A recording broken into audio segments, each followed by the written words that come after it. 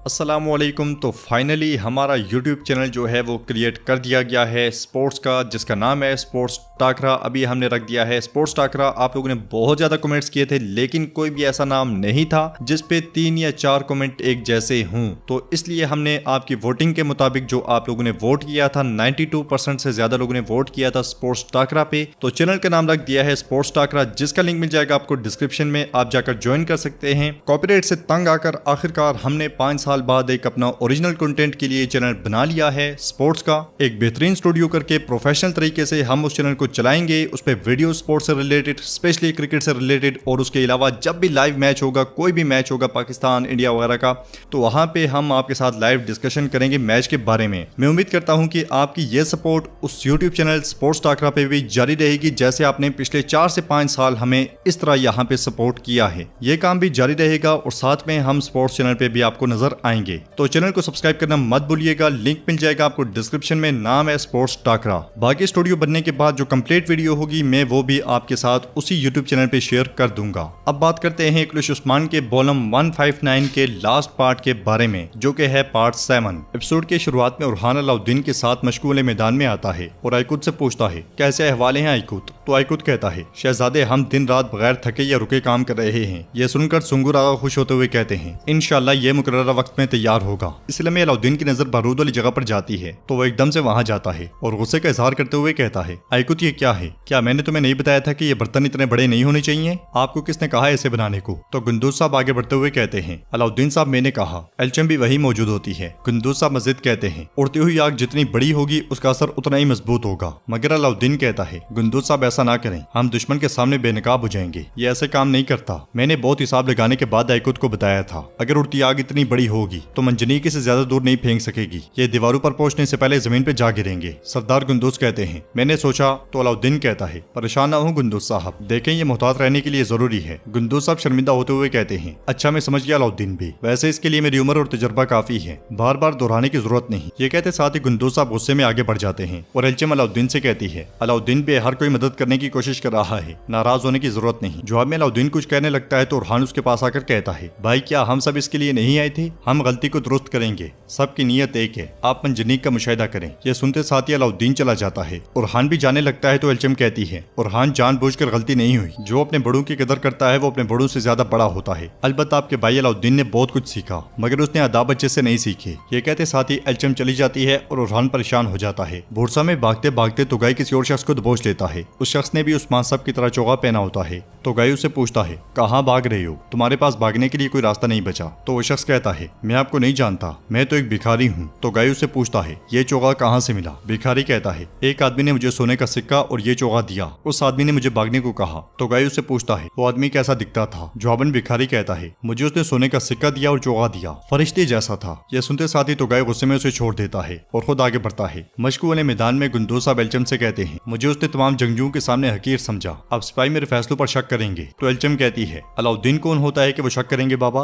वो इस लापरवाही की कीमत चुकाएगा। यह सुनकर सरदार गुंदूज कहता है गरूर इंसान को अंदर से तबाह कर देता है, उसकी बेगुनाही जाहिर हुई और अब वो डींगे मार रहा है, लेकिन मैं जानता हूँ कि मैं उसके साथ क्या करने जा रहा हूँ। ये कहते साथ ही गुंदूज साहब आगे बढ़ जाते हैं। उनके जाते साथ ही उरहान एल्चम के पास आता है और उससे पूछता है एल्चम खातून गुंदूज साहब कैसे हैं? जवाबन एल्चम कहती है उरहान साहब जो कुछ हुआ उससे बाबत दुखी है, लेकिन अहम चीज जो मुझे उदास करती है वो आपका रवैया है। अलाउद्दीन ने मेरे बाप को तुम्हारी आंखों के सामने जलील कर दिया, आप खामोश क्यों रहे? तो उरहान कहता है क्या गलती को दुरुस्त कहा जा सकता है एल्चम खातून? मेरा भाई मंजनीक के बारे में दुरुस्त है। एल्चम खातून कहती है अगर वो सही भी था तो सबके सामने खामोश रहता। ये कहते साथ ही एल्चम खातून चली जाती हैं। नाज़रीन इसके बाद हम रात के वक्त देखते हैं उस्मान साहब काई कबीले में दाखिल होते हैं। कबीले के लोग पुरजोश अंदाज में उन्हें खुशामदीद कहते हैं। उस्मान साहब के सब घर वाले सरदारी खेमे के सामने जमा होते हैं। बाला खातून उस्मान साहब को खुशामदीद कहते हुए कहती हैं मैं वो सुनने के लिए बहुत बेताब हूँ जो आप हमें बताएंगे, लेकिन उससे पहले मेरे पास आपके लिए एक अच्छी खबर है। शहजादे अहमद का कातिल मिल गया है, अलाउद्दीन और गोंचाब आजाद हैं। तो उस्मान साहब कहते हैं यकीनन मैं जानता था, लेकिन काफिर जिस मामले में शामिल हूँ मुझे उसकी सच्चाई हमेशा शक में डालती है। मगर ये मसला अब हमारा नहीं है, हमारा मसला बड़ा और मुश्किल है। बोरसा में फितना और शैतानी अमाल बढ़ रहे हैं। इब्राहिम साहब ने बोरसा के कमांडर और मेगाजा के गवर्नर के साथ इत्तेहाद किया। ये कोई बुरी चीज नहीं है जो रोशनी को अंधेरे में गर्क कर दे, बल्कि ये एक ऐसा मसला है जो हमारे खात्मे के लिए अंजाम दिया गया है। गुंदूज साहब कहते हैं हमारी तैयारियां मुकम्मल नहीं है, लेकिन हम जंग और मौत के लिए तैयार जा रहे हैं उस्मान साहब। जवाब में उस्मान साहब कहते हैं हमारे पास अब वक्त नहीं है, हम आगे बढ़ेंगे और मेगाजा का मुआवजा करेंगे। इससे पहले कि ये इत्तेहाद हमारी तरफ बढ़े हमें आगे बढ़ना होगा। फिर घोड़े से उतरते हुए कहते हैं जंग की मजलिस मुनक्किद की जाएगी, हम जितनी जल्दी हो सके हरकत करेंगे। अगली सुबह सरदार याकूब इब्राहिम बे के साथ आगे बढ़ते हुए कहता है कराची हिसार बाजार से निकलने वाले ताजिर और रिहायशी जोक दर जोक बाजार में आ गए हैं। अब जब हमने बोरसा और मेगाजा के साथ ताउन कर लिया है बाजार को मजीद तकवीयत मिलेगी। तो इब्राहिम बे कहते हैं इस मुआहदे के जरिए मुझे अपने बेटे के कातिल का पता चला। इस मुआहदे के बाद उस्मान की अलमारी में सोने का एक थैला भी नहीं बचेगा। तो सरदार याकूब कहता है उस्मान आखिरकार फना हो जाएगा, एजनिक और बोरसा हमारे होंगे, लेकिन हम पहले मेगाजा का दिफा करेंगे। मेहमत और उलजाई मेगाजा की हिफाजत करेंगे। इसलिए में क्योमास भागता भागता आता है और कहता है उस्मान साहब अपने सिपाहियों के साथ मेगाजा की तरफ जा रहे हैं। यह सुनकर सरदार याकूब कहता है घोड़े तैयार करो, हम अभी निकलेंगे। उस्मान की साख बर्बाद करने का वक्त आ गया है। इब्राहिम बे कहते हैं या तो वो सुकून से रहेगा या मट्टी खून से तर होगी। मलका उनके पीछे आते हुए कहती है जनाब आप कहाँ जा रहे हैं? तो इब्राहिम बे कहते हैं किसी को घुटने टेकवाने और किसी का सर झुकाने। वो सब एकदम से घोड़ों पर सवार होकर निकल पड़ते हैं। नाज़रीन इसके बाद हम मेगाजा किले को देखते हैं। उस्मान साहब पूरी तैयारी के साथ मेगाजा की जानिब बढ़ रहे होते हैं। सामने से गवर्नर माथियोस सिपाहियों के साथ वहां आता है। उस्मान साहब उससे कहते हैं गवर्नर अगर हार मान लो तो मैं तुम्हें और तुम्हारे सिपाहियों को करीबी किले में जाने की इजाजत दूंगा।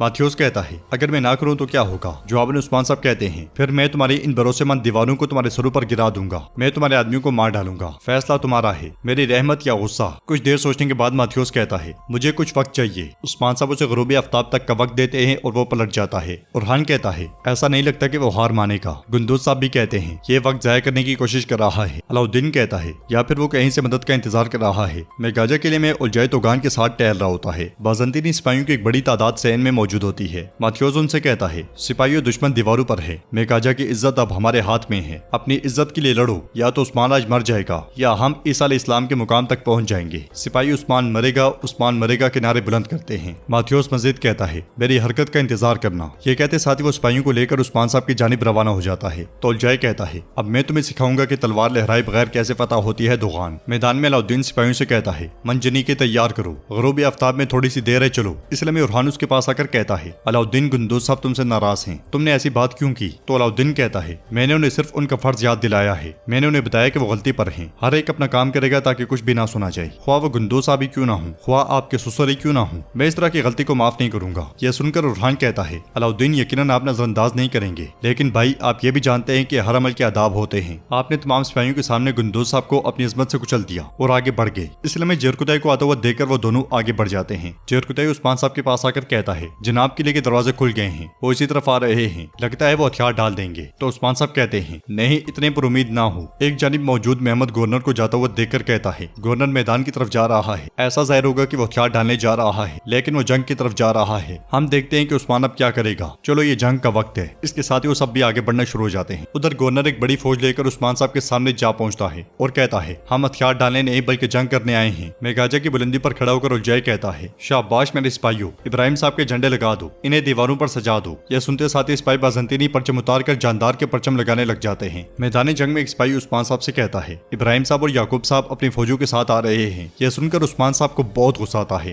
और वो कहते हैं तुम लोग क्या करना चाह रहे हो? जहाँ खून बहता है वहाँ पसीना नहीं बहता। ये कहते साथ वो अपने सिपाहियों के साथ आगे बढ़ते हैं। तो इब्राहिम बे और सरदार याकूब अपने सिपाहियों के साथ उनके सामने पहुंचते हैं। उस्मान साहब के एक तरफ गवर्नर और दूसरी तरफ सरदार याकूब और इब्राहिम बे होते हैं। उस्मान साहब उनसे कहते हैं क्या आपका इत्तेहाद आपके लिए काफी नहीं था जो आपने काफिरों के साथ भी इत्तेहाद कर लिया? तो सरदार याकूब कहता है इत्तेहाद नहीं उस्मान, हम काफिरों के साथ इत्तेहाद नहीं करते। फिर सरदार इब्राहिम कहता है मेगाजा का किला, मेगाजा की जमीनें और मेगाजा की तिजारत अब मेरी हिफाजत में है। गवर्नर मैथ्यूस अब मेरे ताबे है। सरदार याकूब कहता है एक मोमिन का किला आप जैसे सरदार को ज़ेब नहीं देता उस्मान साहब, अपने सिपाहियों से कहो कि कबीले वापस लौट जाएं। उस्मान साहब गुस्से से कहते हैं तुम हमारे और काफिरों के खून में दखल दे रहे हो। यकीनन मोमिन से मैल लेना हमारे लिए मुनासिब नहीं, लेकिन मुनाफिक से लेना उस्मान साहब के कंधों पर बोझ है, ये बात जान लें। उस्मान साहब के ये कहते साथ ही बॉलम भी इख्तिताम पजीर होता है। नेक्स्ट एपिसोड का ट्रेलर अभी तक नहीं आया, अगर आया होता तो हम यहाँ पे उसे भी एक्सप्लेन कर देते। लेकिन मेरी आपसे रिक्वेस्ट है कि अगर आपको स्पोर्ट्स में इंटरेस्ट है, खास करके क्रिकेट में, तो आप सब्सक्राइब कर लें हमारे यूट्यूब चैनल को, जहाँ पे इंशाल्लाह हम लाइव स्ट्रीम करेंगे पाकिस्तान, इंडिया और दूसरे जो बांग्लादेश के जो मैचेस होंगे उनको भी कवर करेंगे। उसके अलावा जो IPL, PSL या जो भी सीरीज आएगी उसे भी कवर करेंगे और साथ में इंशाल्लाह नेक्स्ट आने वाला है वर्ल्ड कप, तो हम वहां पे भी कवरेज करेंगे। इंशाल्लाह मिलते हैं नेक्स्ट वीडियो में, तब तक के लिए रखें अपना और अपनों का बहुत ज्यादा ख्याल। अल्लाह निगहबान।